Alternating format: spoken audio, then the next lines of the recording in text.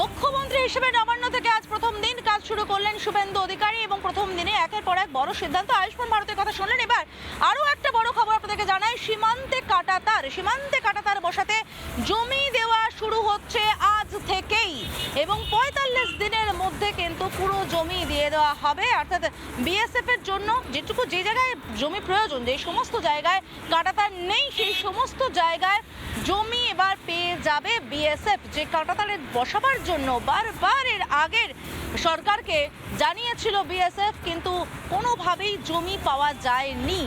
সেই জমি দেওয়ার কাজ আজ থেকে শুরু হলো। ৪৫ দিনের মধ্যে বিএসএফ জমি পেয়ে যাবে। আরও একবার আপনাদেরকে জানিয়ে রাখতে চাইবো, নিঃসন্দেহে বড় সিদ্ধান্ত। মুখ্যমন্ত্রী হিসেবে নবান্ন থেকে কাজ শুরু করলেন আজ শুভেন্দু অধিকারী এবং শুরু করে একের পর এক বড় সিদ্ধান্ত। সীমান্তে কাঁটাতারের জন্য জমি দেওয়ার কাজ শুরু হলো। আজ থেকেই কাজ শুরু হলো। ৪৫ দিনের মধ্যে সীমান্তে কাঁটাতারের জন্য জমি দেওয়ার কাজ সম্পন্ন হবে। ঠিক কি বলেছেন মুখ্যমন্ত্রী শুভেন্দু অধিকারী, শুনুন। আমাদের দেশের সুরক্ষার প্রশ্ন, পশ্চিমবঙ্গের সুরক্ষার প্রশ্ন এবং যেভাবে জনবিন্যাস বদলে গেছে, আজকে আমরা প্রথম দিনই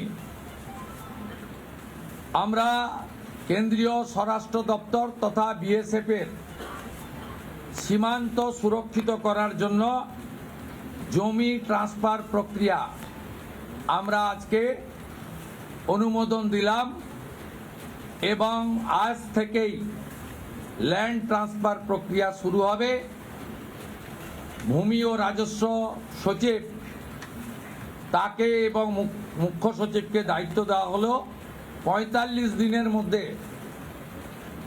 বিএসএফ এর প্রয়োজনীয় জমি হস্তান্তর সম্পূর্ণ করতে হবে, যা আমাদের কেন্দ্রীয় স্বরাষ্ট্রমন্ত্রী নির্বাচনের আগেই বলেছিলেন।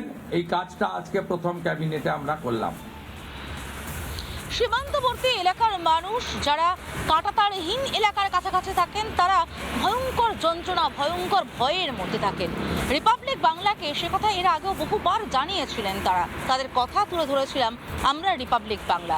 শুনুন তারা রিপাবলিক বাংলায় কি কি অভিযোগ করেছিলেন।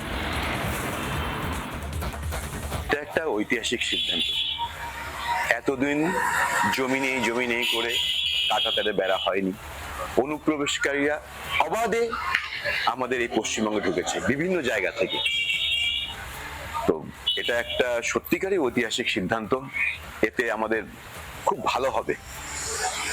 আমাদের যারা এখানে, আমরা সাধারণত দেখেই থাকি যে আমাদের আশেপাশে প্রচুর অবৈধ অনুপ্রবেশকারী ঢুকছে প্রতিনিয়ত, শুধু ওই কাঁটাতারে বেড়ার জন্য। যেহেতু একদম ওপেন ছিল, ওরা ঢুকতে ওদের অনেক সুবিধা হতো। এখন এটা হলে পরে মানে কি বলবো, দারুণ কাজ একটা বলবো নতুন সরকারের। আজকে মন্ত্রিসভার সিদ্ধান্ত হয়েছে, কত গুরুত্বপূর্ণ কথা সিদ্ধান্ত মনে হচ্ছে, সীমান্তে কাঁটাতার বসানোর জন্য প্রয়োজনীয় জমি ৪৫ দিনের মধ্যে বিএসএফ এর হাতে তুলে দেয় পশ্চিমবঙ্গ সরকার। কি বলবেন? এটা খুবই ভালো সিদ্ধান্ত। তাতে অনুপ্রবেশ রোকা যাবে এবং ভারতবর্ষই থাকবে আশা করি। এই যে বিএসএফ কে জমি দেওয়া হবে ৪৫ দিনের মধ্যে কাঁটাতার বসানোর জন্য, ওটা তো খুবই ভালো হবে, মানে অনুপ্রবেশ বন্ধ হয়ে যাবে। কতটা দরকারি এটা? এটা খুব দরকার। মানে বাংলাদেশ থেকে লোক এসে আমাদের ওয়েস্ট বেঙ্গলে পুরো হয়ে গেছে, বোঝা হয়ে গেছে, অসুবিধা হচ্ছে। হ্যাঁ, বর্ডার হলে অনুপ্রবেশ বন্ধ হয়ে যাবে।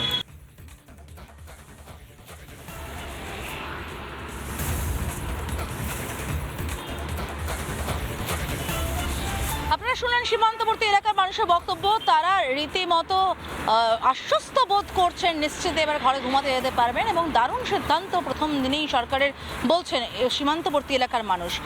কালিয়াগঞ্জের বিধায়ক উৎপল মহারাজ তিনি কি বলছেন একবার শুনুন।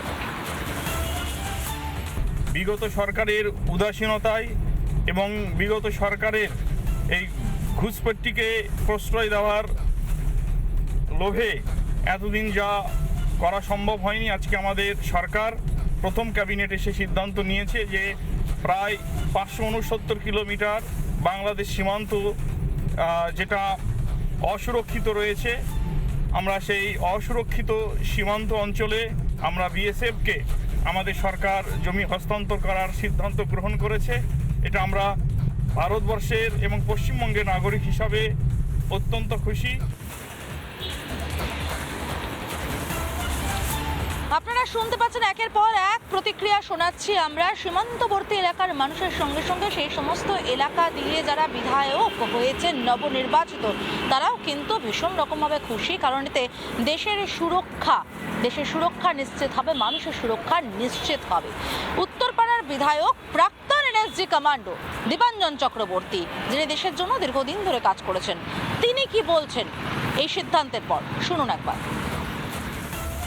আমাদের তো ঘোষিত মূল মন্ত্র রয়েছে যে রাষ্ট্র সর্বোপরি, nation first and no compromise. সেটার প্রতিফলনই হলো আজ যে বাংলার নতুন মুখ্যমন্ত্রী মাননীয় শুভেন্দুবাবু যেরকম অগ্রাধিকারের চূড়ান্ত দেখিয়ে যে এই ব্যাপারে ভারত সরকারের সঙ্গে সহযোগিতায় আসলেন, এটা আমরা বহু বছর ধরে 10 বছর ধরে বলে আসছি এবং আমরা নিশ্চিত যে পরবর্তী যে পদক্ষেপগুলো রয়েছে, যে র্যাডিকালাইজেশনের মূলোৎপাটন এবং ডির্যাডিকালাইজেশন প্রসেসটাও চালু করা, কারণ ডির্যাডিকালাইজেশন অত্যন্ত জরুরি বাংলা থেকে এই র্যাডিকালাইজড লোকগুলোকে নির্মূল করার জন্য, এটা হবে।